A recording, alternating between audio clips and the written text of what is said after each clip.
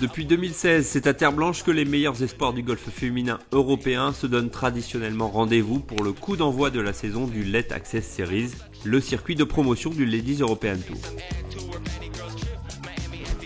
Cette année, le cadre féerique du resort varois accueille ce qui est déjà la deuxième épreuve du calendrier, puisque le premier tournoi, qui a eu lieu début mars dans la région de Barcelone, a sacré la joueuse de Mionnet, Lucie André.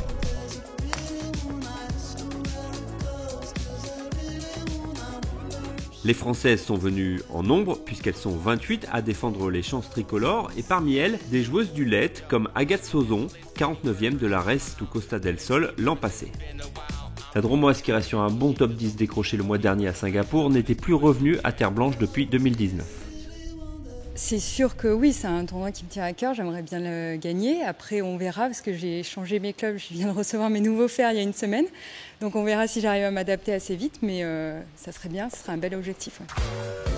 Deuxième de l'édition 2017, la joueuse de 31 ans a encore pris la 9e place il y a 4 ans. Les spécificités du parcours du Riu semblent donc bien convenir à son jeu. C'est vraiment du target golf, il faut placer la balle. Il y a vraiment des petites zones avec plein de petits plateaux. Donc voilà, c'est vraiment du target golf. Donc il faut avoir un bon jeu de fer et puis après le putting comme à chaque fois.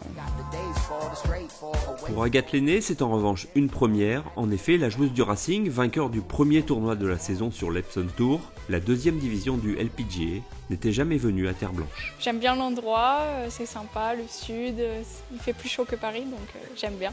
Elle découvre donc le parcours du Riu et profite de ce retour de quelques semaines en France pour peaufiner sa préparation avec son entraîneur de toujours, Vincent Lousteau. Je me suis dit pourquoi pas revenir en France et travailler sur mon jeu avec mon coach pour qu'il puisse regarder à Terre Blanche. Et c'était un bon moyen de venir dans le sud de la France aussi. Le soleil de Provence qui est venu chercher la parisienne Agathe Lenné est bien au rendez-vous, mais l'invité surprise du premier tour, c'est le vent. Un vent puissant qui n'a fait que se renforcer à mesure que l'après-midi avançait et qui a obligé les organisateurs à stopper les parties vers 16h. On va être obligé d'arrêter parce que là-haut ça souffle trop et les balles commencent à bouger sur les grilles, donc on peut pas, c'est pas jouable. Seules les joueuses s'étant élancées tôt en matinée ont réussi à boucler leurs 18 trous dans des conditions acceptables. Tenante du titre, Lucrezia Colomboto Rosso n'a pas vraiment tiré bénéfice d'un départ en 4e partie. Passée dans le par, la joueuse entraînée par Diana Luna a flanché, concédant 2 doubles bogeys sur le retour du parcours du Riu. Chez les Françaises, c'est la joueuse amateur du Golf Club de Lyon, Sarah Brenchenev, qui s'est le mieux accommodée de ces conditions terriblement exigeantes. À 15 ans, la championne de France U16 et ex-championne du monde des moins de 14 ans a rendu une carte de 71 qui la place dans le wagon de tête à un coup sous le par. C'est très difficile, il fallait bien tout calculer avec mon caddie, c'est ce qu'on a fait. Rester calme, très calme, ne pas s'exciter, jouer très safe, coup par coup. Quand je suis partie, j'étais pas très sereine, j'ai vu le vent partir, j'ai fait oh là là, ça va être compliqué, mais finalement je m'en suis très bien sortie. J'ai très bien géré les balles basses et on a alterné entre le cut, le draw, tout ça, donc non, c'était une très belle journée.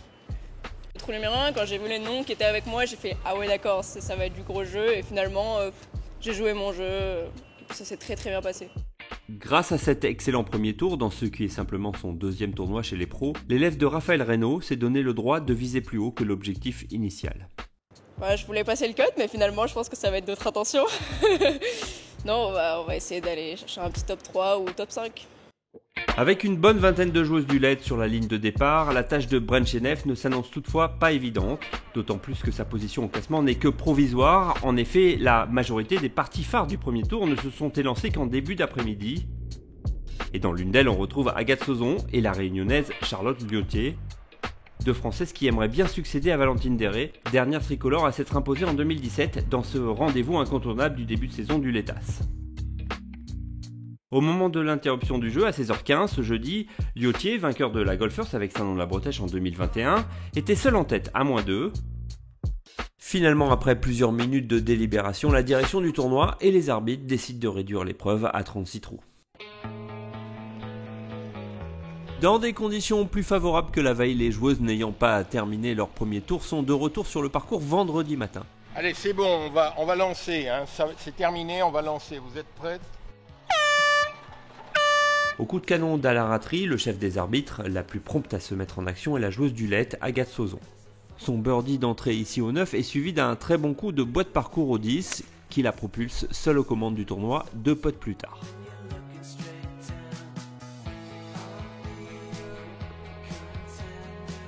Malheureusement, la fin de parcours de la Dromoise de 31 ans est terrible puisqu'à la suite d'une erreur d'identification de balle au 18, c'est sur un sévère triple bogey qui la rejette à la 19e place que Sauzon boucle son premier tour.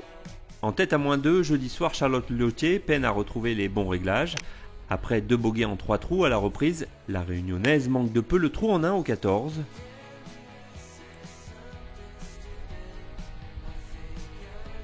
Pas vraiment en réussite, elle doit s'armer de patience pour enfin voir ses efforts récompensés au 18, après avoir atteint le green de cette ultime par 5 en 2. Les deux proètes partiront de loin samedi et leurs chances de victoire avec des scores respectifs de +2 et +3 semblent alors bien minces. Les meilleurs espoirs tricolores reposent donc désormais sur les épaules d'Amy Perronin. La prouette de Valescure a entamé cette fin de premier tour pied au plancher avec 2 birdies en 3 trous et sa carte de 69 la positionne à la 2e place à un coup de la surprenante leader néerlandaise Pascal Koffa, auteur elle d'une fin de partie décoiffante avec 4 birdies consécutifs. C'est effectivement un long premier tour entre hier et aujourd'hui, mais oui, ça s'est bien terminé. Il y avait quelques opportunités encore à prendre aujourd'hui, mais bon, je suis restée patiente. Dans l'ensemble, le jeu est correct. Le jeu a été très correct depuis le début de l'année. Retrouver des bonnes sensations sur le putting, ça fait plaisir. La joueuse de 28 ans, qui ne s'est plus imposée depuis sa victoire en Suède en 2018, possède les armes pour soulever le trophée samedi. J'ai une stratégie déjà assez offensive, parce que j'ai une bonne distance au drive. Je ne vais rien changer, ça a bien marché aujourd'hui. C'est sûr que si sur les derniers trous, je dois être un peu plus agressif pour aller chercher la victoire, je le ferai. Mais on a un bon gameplay, donc on va rester dessus. Elle partage la 2e place avec la plus jeune joueuse du tournoi. À 14 ans, Louise Huma Landgraf est bien sûr toujours amateur, mais l'attitude sur le parcours de la jeune franco-thaïlandaise est bluffante. Entraînée à distance par Laurent Cabane et Thierry Abbas au golf du Camperhof en Alsace, elle a réalisé un quasi sans faute sur le retour avec 4 birdies pour un seul bogey. Après 18 trous, elles ne sont que 9 sous le par, un groupe dont fait partie la joueuse de la Boulie Agathe Lenné, auteur d'une fin de partie sérieuse, la vainqueur du Florida Natural Charity Classic sur l'Epson Tour début mars, rêve de doubler la mise ce samedi à Terre Blanche. Il va falloir faire pas mal de birdies parce que oui, c'est vrai que les leaders... tout le monde est assez proche, mais les leaders sont quand même un peu loin de moi, donc c'est vrai qu'il y aura beaucoup d'opportunités, je pense. Les petits par 3 et les petits par 4 au maximum dès qu'on a des wedges par exemple, donc il va falloir y aller. Voilà, Agathe Lenné, après ce premier tour qui s'est étalé sur 2 jours, occupe la 5e place ex aequo, à 3 coups simplement de la leader Pascal Koffa, qui elle-même devance d'un coup simplement Amy Perronin et la jeune joueuse amateur Louise Huma Landgraf. En attendant de retrouver les joueuses au départ du 2e et donc dernier tour de cette 7e édition du Terre Blanche Ladies Open, saluons l'excellent travail des équipes d'entretien qui s'activent chaque matin dès l'aube sur le parcours du Riu, et ce jusqu'à la dernière minute. Depuis plusieurs années, l'autre préoccupation de ces hommes et de ces femmes est la valorisation du patrimoine naturel des 2 parcours de Terre Blanche et la transition écologique, comme nous le confirme Jean-Marie Casella, l'ambassadeur du resort varois. Dans la continuité de l'action de la Fédération française de golf, nous sommes engagés dans la démarche de la transition écologique. Alors ça consiste en 3 actions principales. 1, c'est la protection et le développement de la biodiversité dans nos golfs. 2, c'est la suppression totale des intrants à l'horizon du 1er janvier 2025. Et 3, c'est la gestion de l'eau. Nous avons entamé il y a maintenant 3 ans une conversion de flore sur l'ensemble de nos fairways vers le Bermuda Grass, qui nécessite beaucoup moins d'eau bien évidemment et qui résiste beaucoup plus aux maladies du gazon. Ici, on a un beau pied de cynodon de Bermuda qui donc commence à lever, à reprendre sa place. Il va tout nettoyer à la surface. À la fin, il n'y aura que du cynodon, sans chimique, aucun produit de traitement, donc pas de sélectif, sans engrais presque au démarrage. Et après, on le maintient, on le fait étaler avec juste des petits apports azotés. Et il tient comme ça, et il résiste à la chaleur. Plus il y a de chaleur, plus il grappille. Après le label argent du programme pour la biodiversité de la FF Golf obtenu en 2019, Terre Blanche poursuit ses actions en faveur de l'environnement avec pour objectif de figurer dans la liste des premiers clubs français labellisés or. Sur le parcours et bien sûr dans l'ensemble des espaces naturels du resort, les équipes du surintendant Sébastien Spalols multiplient les initiatives favorisant la préservation de la faune et de la flore. Le niveau or nécessite un investissement très important avec des actions à mettre en place au sein de nos structures qui vont au-delà de tout ce que nous avions fait jusqu'à présent. Terre Blanche est un acteur quand même majeur pour tout ce qui est biodiversité. On a mis en place des gîtes à chiroptères cet hiver pour les chauves-souris, parce qu'on a énormément de chauves-souris, dont certaines espèces qui sont assez rares ici sur site. C'est un exemple parmi tant d'autres, mais on peut prendre aussi tout ce qui est les nichoirs pour l'ensemble des oiseaux qu'on peut trouver sur le site. On a aussi le programme de réhabilitation de berges au niveau de nos lacs, avec aussi un système qui est assez novateur, grâce à des petits nids d'abeilles qu'on vient mettre en place sur les berges qui ont tendance à s'effondrer. Tout ça pour favoriser l'ensemble de nos points d'eau, éviter les fuites, éviter aussi les effondrements et donc manque d'étanchéité et donc gaspillage d'eau. Les zones de non-fauchage ont été installées il y a 4-5 années. On augmente petit à petit chaque année ces surfaces qui sont entretenues juste par une fauche toute simple avec une machine très spécifique. Ça permet de protéger certaines espèces, certains mammifères. Je pense notamment, là depuis quelques années, on a beaucoup de lièvres qu'on n'avait pas avant. Guillaume, tu tournes les fairways. Au Ryu, tu pars du 19. Lucas. Toutes nos équipes sont sensibilisées à ça et je citerai même une application qu'on a appelée 1, 2, 3 Survey qui est téléchargeable par notre personnel et tous nos clients et qui permet de photographier par exemple des animaux ou la faune, la flore, de les géolocaliser et d'envoyer ces photos à notre structure naturaliste, ceci permettant de compléter notre inventaire de la faune et de la flore. Avec 4 Françaises dans le top 5 du classement et 12 joueuses séparées par 4 coups, le dernier tour du Terre Blanche Ladies Open s'annonce très indécis. Le vent pose toujours pas mal de problèmes aux joueuses des dernières parties en cette fin de matinée, notamment sur les profondeurs, à l'image de Sarah Brentchenev en difficulté dans le bunker au 1.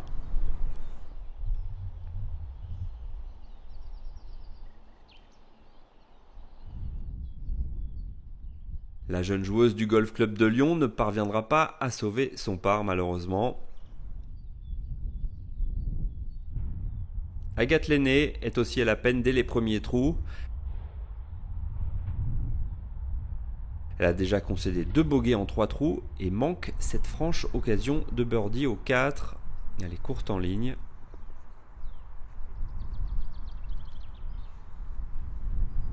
On va retrouver Amy Perronin depuis le bunker, la native de Montluçon. Et elle va réussir à stopper la balle à un peu plus de 2 mètres du trou. Louise Landgraf maintenant. Depuis le bord du green. Son petit chip un peu trop appuyé. Un contact un petit peu sec et la balle qui s'échappe et le par qui s'éloigne.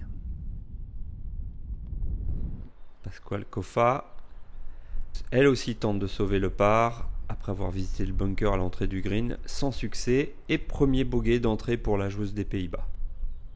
Louise Landgraf pour le par. Ce putt n'est pas assez appuyé, il va rester très court. Perronin, elle aussi tente de sauver son par pour rester à -3. Ouais, c'est fait, voilà. Elle revient à hauteur de Pasquale Coffa, en tête. Attention à ce putt important, c'est pour limiter la casse à un bogey pour Louise Landgraf. Eh bien non, ce sera un double bogey pour la franco-thaïlandaise de 14 ans. Ce dernier tour en dernière partie d'un tournoi pro ressemble à un baptême du feu pour le moment. Charlotte Lautier, au 5 pour son deuxième coup, la gauchère formée à La Réunion a fait suivre ses 2 birdies du 1 et du 2 par 2 bogeys. Elle est toujours +3 au total. Retour avec les leaders au 2. Pasquale Coffa qui va tenter de rectifier le tir immédiatement. Magnifique deuxième coup, elle aura un putt pour birdie à suivre. Amy Perronin a égaré sa mise en jeu dans la forêt de droite et tape donc son 3e coup sur ce relativement court par 4. Elle aura ce putt pour sauver le par. Au 5 avec Charlotte Lautier pour birdie, mais depuis l'extérieur du green et en descente. Ouais, c'est bien dosé. Ce sera le par, le premier de la journée pour la joueuse entraînée par Arnaud Verrag à Saint-Nom-la-Bretèche. Elle reste à +3 à 6 coups des joueuses de tête. On retourne au 2 pour retrouver Louise Landgraf dont le deuxième coup a fini à l'arrière du green et qui a ce chip en descente. Ah, ce chip délicat contre le vent, elle le réussit, c'est superbe. Voilà la joueuse de 14 ans qui efface en partie son double bogey du 1 et qui retrouve le sourire par la même occasion. Amy Perronin pour tenter de sauver le par. Comme au trou précédent, eh bien non, cette fois, ça ne rentre pas, elle concède son premier bogey du deuxième tour.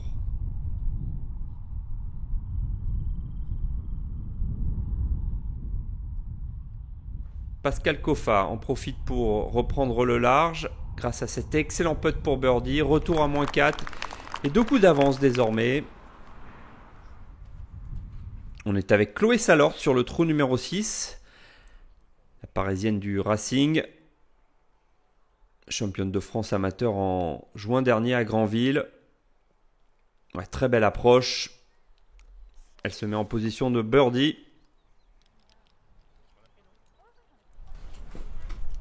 Sur le 4 avec l'Espagnole Teresa Moliner dans l'avant-dernière partie, une centaine de mètres et ce green de ce très beau par 5 en surplomb.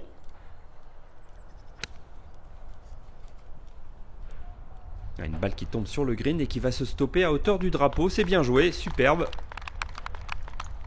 En 2 à l'arrière du green, la Suissesse Elena Mouzman a choisi de putter. C'est pas mal fait.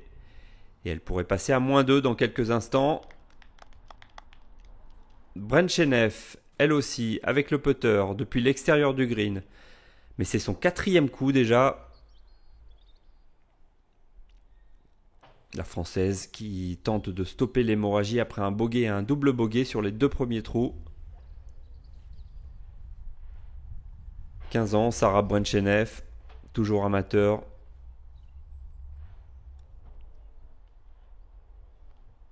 Teresa Moliner pour transformer l'essai. Un birdie, le premier de la journée qui lui permet de prendre la 2e place à -3. Mouzman, elle aussi, profite de ce par 5 pour inscrire son premier birdie du jour et rester au contact au classement.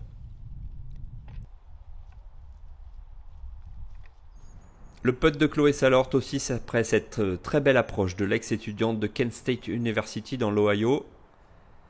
Ça rentre, elle est contente, elle revient dans le par, la parisienne. Retour au 4 avec les leaders maintenant. Landgraf a concédé un bogey au 3, elle est -1. Et malheureusement, Amy Perronin est sortie de ce par 3 avec un double bogey. La Française joue son 3e coup sur ce par 5, trou numéro 4. Et sa balle qui s'immobilise derrière le drapeau. Elle aura une position de birdie intéressante pour repasser sous le par. Coffa, toute proche de la route qui sépare le trou numéro 4 du trou numéro 5. Elle joue le centre du green, le cœur du green, c'est plus safe. Autour de Louise Landgraf maintenant. Splendide coup de wedge et qui effleure le trou, elle puttera pour birdie dans quelques instants. Magnifique. Nullement impressionnée, la jeune joueuse de 14 ans. On retrouve les joueuses sur le green et c'est d'abord au tour de la leader de s'essayer.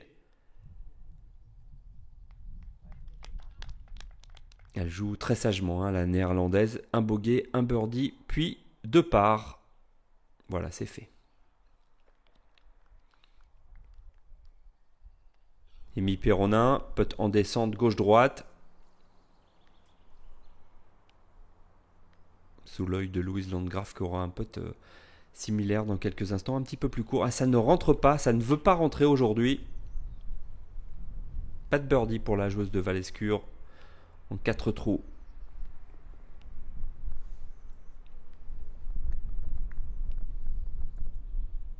La tentative plus facile pour Landgraf qui signe peut-être là son 2e birdie du jour. Voilà, c'est fait. Elle repasse à -2 à 2 coups de Coffa. D'un par 5 à l'autre, on est au 6 avec Teresa Moliner qui a un putt pour eagle et pour rejoindre Coffa en tête.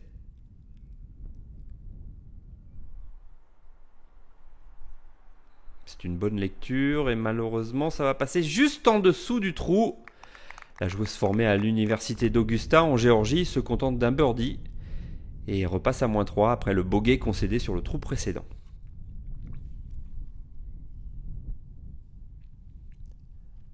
On est au 9 avec Agathe Lenné, la joueuse de l'Epsom Tour qui a connu quelques déboires sur ce parquet difficile et qui a ce putt pour bogey.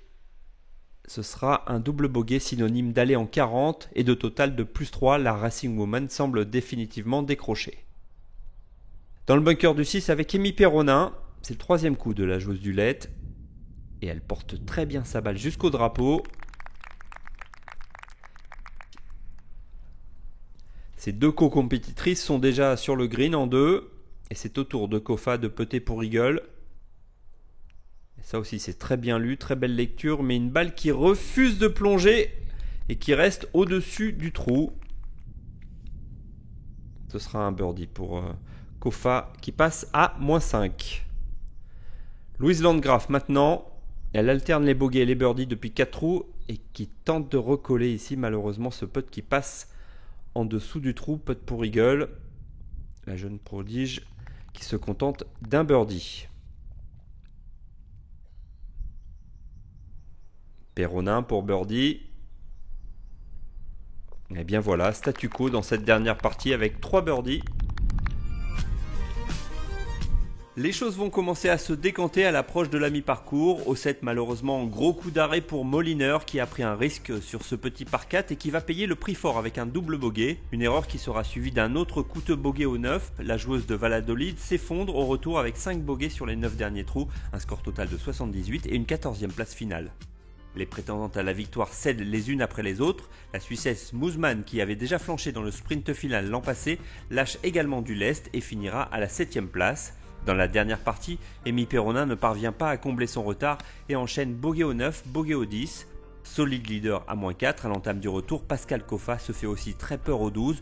Une première alerte qui se solde par un double bogey. L'écart entre la néerlandaise et la jeune franco-thaïlandaise de 14 ans en est alors plus que d'un coup. Au 13, le très beau par 4 en montée du dernier tiers du parcours du Ryu, Landgraf trouve le bon plateau puis réussit son putt pour birdie. Elle rejoint en tête la prouette de 12 ans, son aîné. Le coup de moins bien de Pascal Kofa se confirme au 15, où la néerlandaise égare sa mise en jeu dans les sous-bois et concède un nouveau bogey. Au 16, elle cède même les commandes du tournoi pour la première fois de la journée à sa jeune rivale, avec une nouvelle erreur sur son deuxième coup et un putt manqué. Au 17, c'est au tour de Landgraf de partir à la faute. La joueuse, suivie de près par Priscille Després, la conseillère technique nationale de la FF Golf, prend un 3 putt qui la ramène dans le par au départ du dernier trou. Une situation qui fait les affaires de Charlotte Liotier, leader au clubhouse avec un total de -1 après un retour tonitruant en 31 avec 2 eagles au 10 et au 18. La joueuse de la Réunion est seule en tête du tournoi à ce moment précis. Mais rien n'est encore fait alors que les joueuses de la dernière partie arrivent au 18. Landgraf pour son deuxième coup, elle est loin et le drapeau est tout au fond du green. Attention à ne pas aller visiter la zone à pénalité à droite. Ouais, ça va, la jeune amateur trouve un bout de green. Elle aura 2 putts pour birdie et peut-être arracher un playoff. Kofa maintenant, la hollandaise est suffisamment puissante pour aller chercher le deuxième plateau. Ah oui, ça peut le faire. Et ça va le faire. C'est splendide. Kofa qui encourage sa balle. Incroyable, elle aura ce putt pour eagle et finalement peut-être l'emporter sur le fil. Quel scénario! En attendant de voir si Kofa rentre ce putt décisif, la très lointaine tentative de Landgraf. La balle qui épouse bien la pente du green, c'est bien dosé, c'est propre.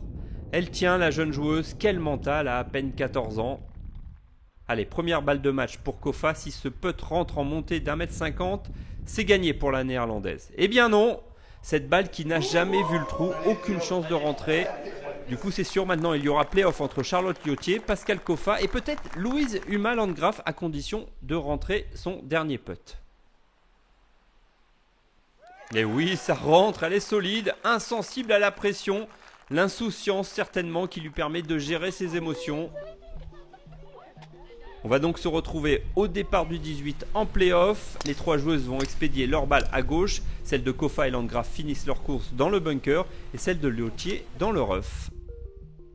Le stance de la réunionnaise est assez moyen. Elle va quand même tenter d'aller chercher le green en 2.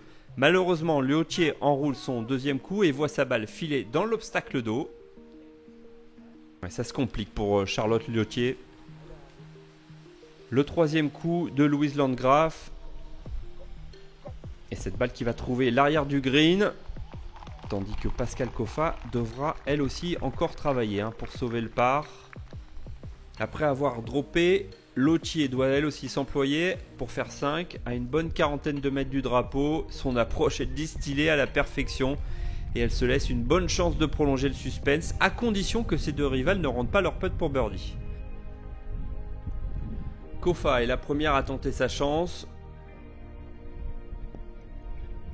Sans succès, c'est même assez court. Autour de Louise Landgraf, alors que quelques gouttes de pluie viennent s'inviter à la fête. C'est un bon putt, c'est fou, c'est dingue! C'est une enfant de 14 ans qui va s'imposer dans cette 7e édition du Terre Blanche Ladies Open. Incroyable dénouement et surtout, quelle maturité. Retenez bien le nom de Louise Huma Landgraf. On n'a pas fini d'en entendre parler. Kind of shocked. I had really low expectations, and I'm really proud of myself for what I accomplished today. Yeah.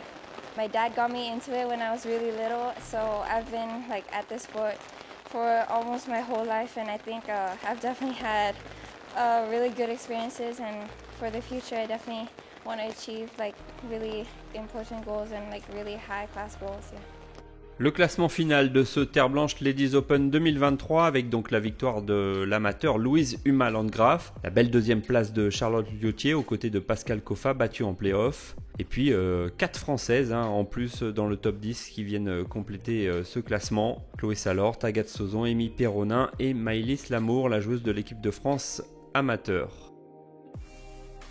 On se quitte sur l'autre très belle histoire de cette 7e édition du Terre Blanche Ladies Open. En effet, une autre joueuse amateur est entrée dans les annales du tournoi en réalisant un trou en 1 au 11.